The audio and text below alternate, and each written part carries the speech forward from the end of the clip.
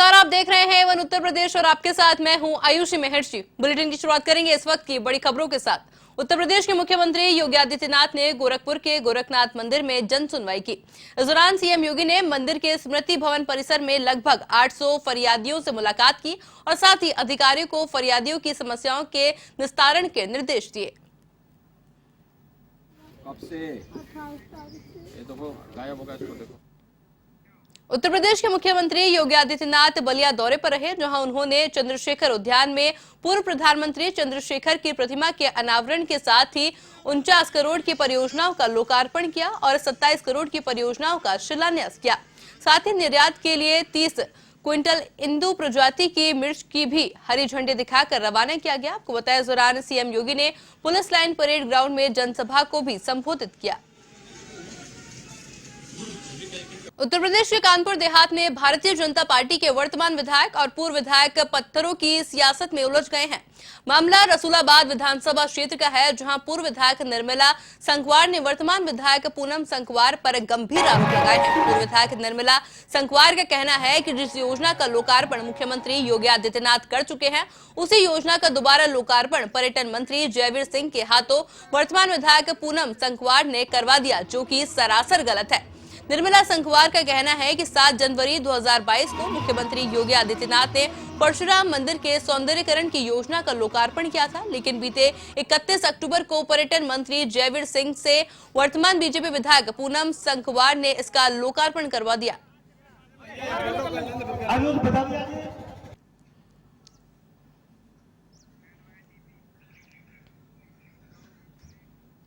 कासगंज के अमापुर कोतवाली क्षेत्र के सहावा रोड पर आरती हॉस्पिटल में प्रसूता के इलाज के दौरान मौत हो गई, जिसके बाद परिजनों ने अस्पताल प्रबंधन पर लापरवाही का आरोप लगाते हुए हंगामा कर दिया।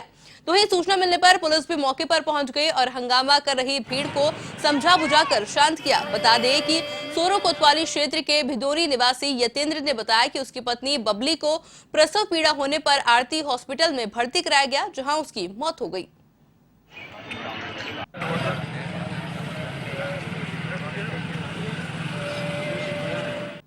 डॉक्टर साहब हॉस्पिटल में तलाव लेकर के मेरी फुल जिम्मेदारी है। कौन से हॉस्पिटल से लाए थे?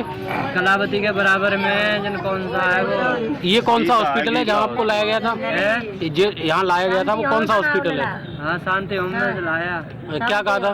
नौकरी की मेरी फुल जिम्मेदारी है, वहाँ ले चलो। फिर आरती में फिर क्या हुआ? कुछ नहीं, जहाँ लाते खन मैंने ऑपरेशन कर दिया, फिर जहाँ से चला गया है। ये कंप्यूटर छोड़ गया यहाँ पर। ब्लेड मांगा, ब्लेड दिया है, पर आज आया। मैं बहुत देर से फोन कर रहा हूँ इसके लिए। खबर यूपी के गाजियाबाद से है, जहां बिल्डर के खिलाफ एओए के अध्यक्ष विनीत राठी के नेतृत्व में धरना प्रदर्शन किया गया, जहां लोगों ने कहा कि जो बिल्डर ने वादा किया था वो सभी पूरा करे और एक भी भंग बिल्डर ने पूरी नहीं की। आपको बताया, वहीं विनीत राठी ने जानकारी दी है कि 1 साल से कोई काम नहीं किया गया।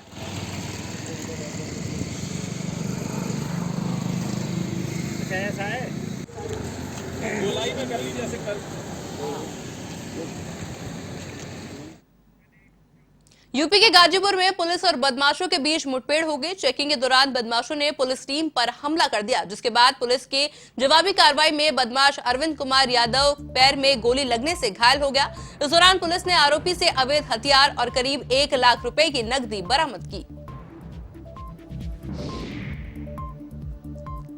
किसी अन्य सीएससी केंद्र की रेकी करने के लिए बिरनो दुल्लापुर क्षेत्र में घूम रहे हैं। इसकी सूचना एसओजी टीम और थाने को प्राप्त हुई थी। नाकाबंदी इसमें की गई थी।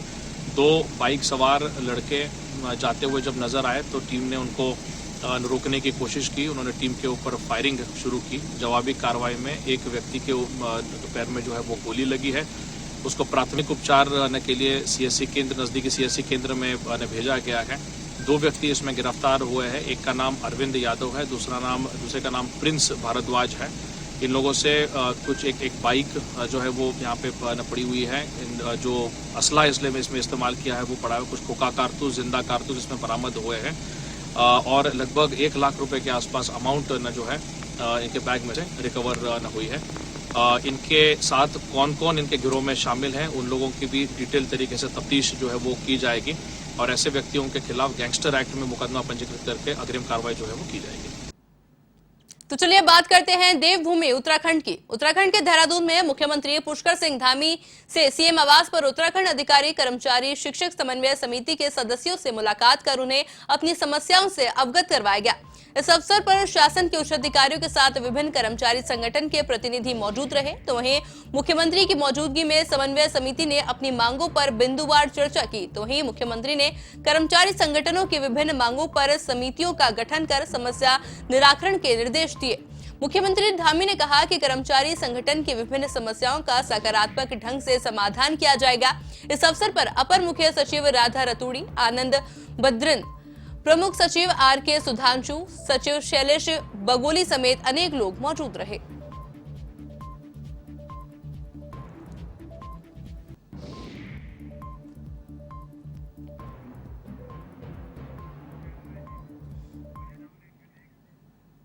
प्रदेश में मेडिकल की पढ़ाई को हिंदी में करने पर उपनेता प्रतिपक्ष भुवन कापड़ी ने निशाना साधा है।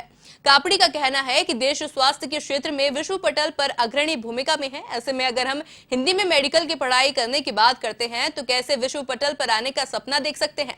एक तरफ बीजेपी स्कूली शिक्षा को कॉन्वोइट करने के तर्ज पर विकसित करने की बात करती है, तो दूसरी तरफ सारी पढ़ाई के बाद मेडिकल की पढ़ाई को हिंदी में कराने के से छात्र छात्राओं के सामने कई तरह की समस्याएं खड़ी हो जाएंगी। भाषा सब लोग जाने, लेकिन बात जहां स्वास्थ्य की है, वो जो सबसे महत्वपूर्ण विषय है, आज हिंदुस्तान स्वास्थ्य के मामले में दुनिया के अग्रणी देशों में सम्मिलित है और लगातार हमारे यहाँ स्वास्थ्य सुविधाएं बढ़ रही हैं। लेकिन क्या ये सोचने वाला विषय नहीं है कि जहां स्वास्थ्य की सारी किताबें अंग्रेजी में जो है लिखी जा रही हैं, अगर दुनिया की दौड़ में शामिल होना है तो हमें अंग्रेजी को भी पकड़ना पड़ेगा। वो महत्वपूर्ण है। सिर्फ इसलिए कि हम जो है सस्ती लोकप्रियता पाएं, ऐसे फैसले नहीं होने चाहिए। फैसले 21वीं सदी के हिसाब से होने चाहिए। आज सारे स्कूलों को, हमारी सरकारें सारे प्राइमरी स्कूलों को अंग्रेजी मीडियम कर रही है और अंग्रेजी को बढ़ावा दे रही है प्राइमरी से, और मेडिकल की शिक्षा को कह रहे हैं हम हिंदी में पढ़ाएंगे। तो भारतीय जनता पार्टी का ये दोहरा चरित्र है। उत्तराखंड राज्य पर एक तरफ तो हजारों करोड़ का कर्ज बढ़ चुका है, लेकिन दूसरी तरफ सरकार की घोषणाएं कम होने का नाम नहीं ले रही। कांग्रेस के प्रदेश अध्यक्ष करण महारा ने कहा कि राज्य पर कर्ज का बोझ अधिक है, बावजूद इसके अभी तक सरकार आय के नए स्रोत विकसित करने पर ध्यान नहीं दे रही।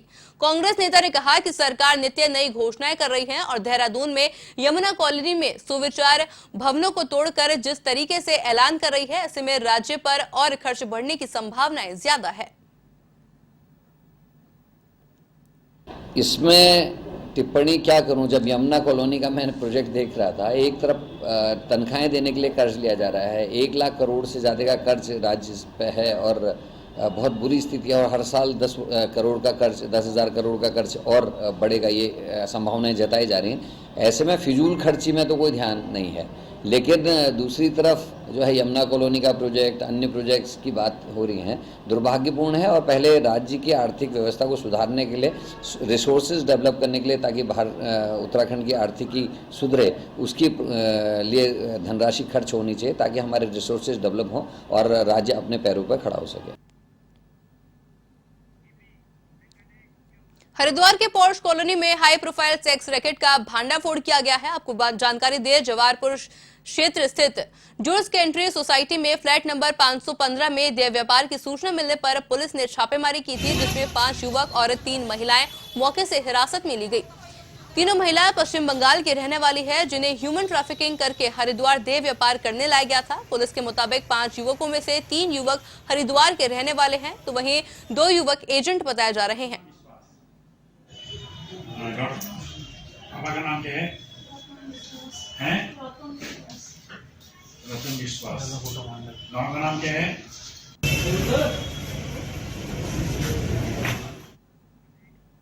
दिनेशपुर में जमीनी विवाद के चलते पूर्व जिला पंचायत सदस्य मीना विश्वास ने थाने में तहरीर दी और धारदार हथियार से लोगों के द्वारा हमला किए जाने को लेकर ज्ञापन सौंपा। इस दौरान मीना विश्वास ने कहा कि मैं और मेरा जेठ खेत में गए हुए थे, तभी कई लोगों ने धारदार हथियार से हमला कर दिया।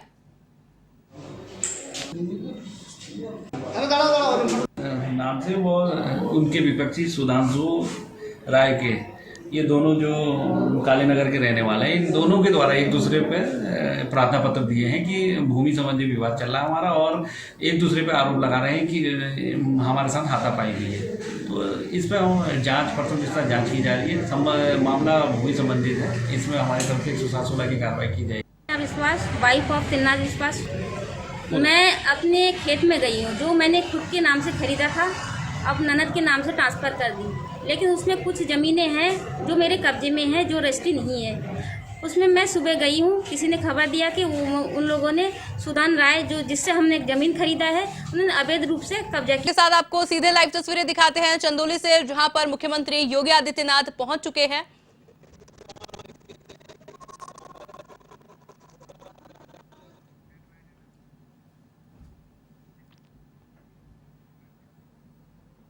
आपको पता है विकास परियोजनाओं का शिलान्यास और लोकार्पण किया जा रहा है, जिसको देखते हुए मुख्यमंत्री योगी आदित्यनाथ चंदौली पहुंच चुके हैं। इस वक्त आप लाइव तस्वीरें देख रहे हैं।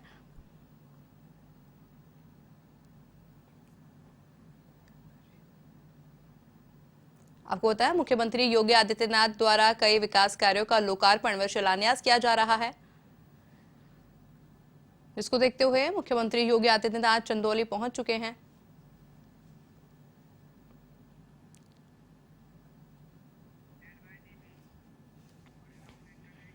देहरादून जिला न्यायालय सभागार में एक प्रेस कॉन्फ्रेंस का आयोजन किया गया, जिसमें राष्ट्रीय लोक अदालत के आयोजक से संबंधित जानकारी दी गई। आपको बताएं, प्रेस वार्ता में प्रदीप पंत ने कहा कि राष्ट्रीय विधिक सेवा प्राधिकरण नालसा दिल्ली के तत्वाधान में और राज्य विधिक सेवा प्राधिकरण नैनीताल के निर्देश अनुसार जिला देहरादून में आगामी 12 नवंबर को राष्ट्रीय लोक अदालत का आयोजन किया जाएगा। ये राष्ट्रीय लोक अदालत जिला देहरादून के हेडक्वार्टर और न्यायालयों में सभी जगहों पर लगाई जाएगी। नैनीताल के निर्देशानुसार जिला देहरादून में आगामी 12 नवंबर 2022 दिन शनिवार को सुबह 10 बजे से शाम 5 बजे तक के लिए एक राष्ट्रीय लोक अदालत का आयोजन किया जा रहा है। ये राष्ट्रीय लोक अदालत जिला देहरादून के हेडक्वार्टर और बाह्य न्यायालयों में सभी जगह पे लगाई जाएगी, जिसमें देहरादून में हेडक्वार्टर पे देहरादून, आउटलाइन कोर्ट्स में हमारा विकासनगर, ऋषिकेश, डोईवाला में भी इस लोक अदालत का आयोजन होगा। इस लोक अदालत में छोटे प्रकृति के फौजदारी के मामले, जिनमें राजीनामा पक्षकार कर सकते हैं, वो सारे मामले संदर्भित किए जा सकते हैं। इसके अलावा वैवाहिक मामले, मोटर दुर्घटना के मामले, चेक बाउंस के मामले, श्रम संबंधित मामले, भूमि अर्जन से संबंधित कोई विवाद। लालकुआं स्थित अपने कार्यालय पर वरिष्ठ कांग्रेस नेता एवं नगर पंचायत के पूर्व चेयरमैन रामबाबू मिश्रा ने पत्रकारों से वार्ता करते हुए कहा कि मौजूदा समय में रुद्रपुर से लेकर लालकुआं और लालकुआं से लेकर हल्द्वानी तक नेशनल हाईवे 109 के हालात खराब है, मगर सरकार इसे पूर्ण रूप से बनाने के बजाय सिर्फ डामर डालकर खाना पूर्ति कर रही है। उन्होंने कहा कि यहाँ आवागमन करने में लोगों को भारी परेशानियों का सामना करना पड़ता है, साथ ही कई बार दुर्घटनाओं में लोग चोटिल भी हो चुके हैं। इतनी सड़कें रोड बन रही है, लेकिन हमको पता जहाँ तक है लालकुआं के जो लालकुआं से हल्द्वानी वाला हाईवे रोड है, ये पूरी तरह से क्षतिग्रस्त है। इसका कोई टेंडर नहीं ले रहा, क्योंकि ठेकेदार को समय से पेमेंट नहीं हो पा रहा, सरकार का पैसा नहीं है। चमोली पुलिस अधीक्षक प्रेमचंद्र डोभाल ने कार्यभार ग्रहण कर लिया है। पदभार ग्रहण करने के बाद पुलिस कार्यालय पर तैनात सभी अधिकारियों व शाखा प्रभारियों से परिचय लिया गया और सभी पुलिस अधीक्षकों से जिले के सभी पहलुओं पर विचार विमर्श किया गया और साथ ही कहा कि जिला चमोली को अपराध मुक्त बनाने, शांति एवं कानून व्यवस्था बनाए रखना हमारी प्राथमिकता होगी।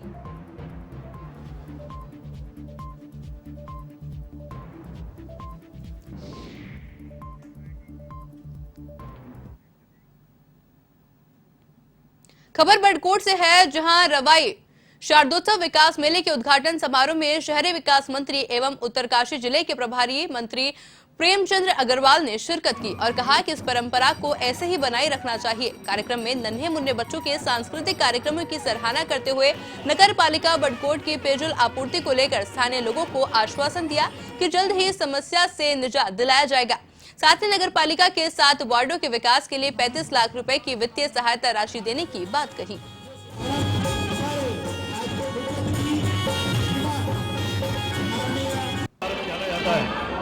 और उसी प्रकार रवाई क्षेत्र का ये बहुत महत्वपूर्ण मेला 1989 से प्रारंभ हुआ, जो पिछले 2 वर्ष कोरोना के नाते नहीं यहाँ पे हो पाया, लेकिन आज इसका आगाज हुआ है।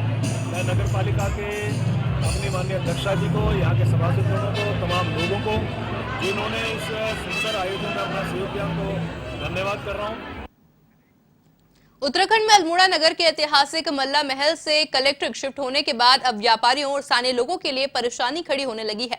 कलेक्ट्रेट शिफ्ट होने से नगर के मुख्य बाजार में छोटे बड़े दुकानदारों का व्यापार चौपट हो गया है, तो वहीं नया कलेक्ट्रेट भवन दूर होने से स्थानीय लोगों को भी परेशानी हो रही है। अब स्थानीय लोग तहसील, कोषगार और रजिस्ट्रार ऑफिस मल्ला महल में वापस लाने की मांग उठाने लगे हैं। ऐसे में नगर के व्यापारियों ने इसके लिए हस्ताक्षर अभियान छेड़ दिया है। नगर व्यापार मंडल का कहना है कि यदि तहसील, कोषगार और रजिस्ट्रार ऑफिस मल्ला महल की इमारत में वापस नहीं लाया गया तो आंदोलन किया जाएगा। जिस दिन ये बैठक जिला प्रशासन ने की थी, आज से मेरे ख्याल से 7-8 साल पूर्व, तभी हमने उसका विरोध किया था, लेकिन उस समय कोई लोग जागे नहीं, व्यापारी भी सुस्त पड़े रहे। लेकिन आज जब कलेक्ट्रेट चला गया है तो उसका प्रभाव पड़ना शुरू हो गया है। व्यापार पर प्रभाव पड़ा है, आम नागरिकों पर प्रभाव पड़ा है। देखिए, जिस समय कलेक्ट्रेट पांडे खोला जा चुका था तो तहसील मल्ला महली में था, तो हमने इसमें 8 मार्च को एक धरना भी दिया था, एक ज्ञापन भी दिया था कि जो तहसील है वो मल्ला महली में रहे। कोटद्वार नगर निगम के दुर्गापुर में उत्तराखंड ग्रामीण बैंक के द्वारा महालोन मेला योजना के तहत एक कार्यक्रम का आयोजन किया गया, जिसमें 205 लोगों को लोन दिया गया। बता दें कि इस योजना की शुरुआत उत्तराखंड ग्रामीण बैंक के अध्यक्ष द्वारा दीप प्रज्वलित कर की गई और स्थानीय महिला समूह द्वारा हस्तकला द्वारा बनाई गई कई चीजों का प्रदर्शन किया गया।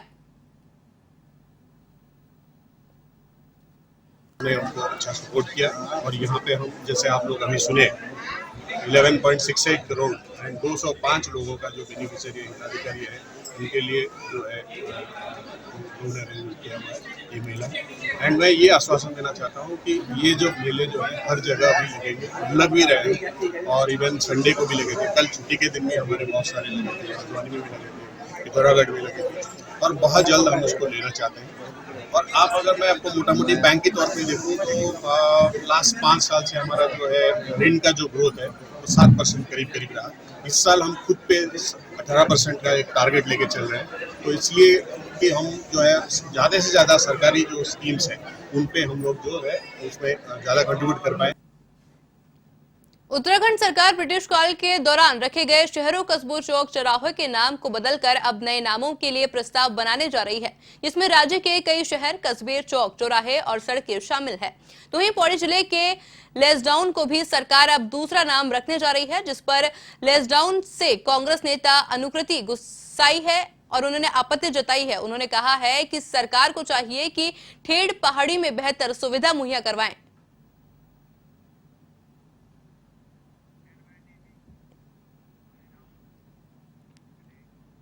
वाराणसी के 66वें जिलाधिकारी के पद पर आईएएस राजलिंगम के कोषगार के कार्यभार संभाल लिया है। आपको जानकारी दें, पदभार संभालने के बाद पत्रकारों से बातचीत में उन्होंने बताया कि स्वास्थ्य, शिक्षा और कुपोषण के क्षेत्र में कार्य करना उनकी प्राथमिकता रहेगा।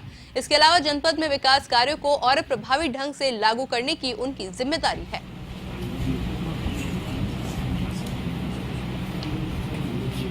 मैं आज चार्ज लिया हूं और वैसे कमिश्नर सर का यहाँ लंबा टेन्यूर रहा और जो भी कार्य उनके द्वारा जो अभी जो चलाया जा रहा है उसको आगे भी निरंतर चलाया जाएगा। और स्वास्थ्य, शिक्षा और कुपोषण के मुद्दे पे विशेष ध्यान रहेगा। अभी चार्ज लिया हूँ और फिर मैं विभागवार समीक्षा करूँगा। कल कमिश्नर सर से बात हुई थी, उनके द्वारा कहा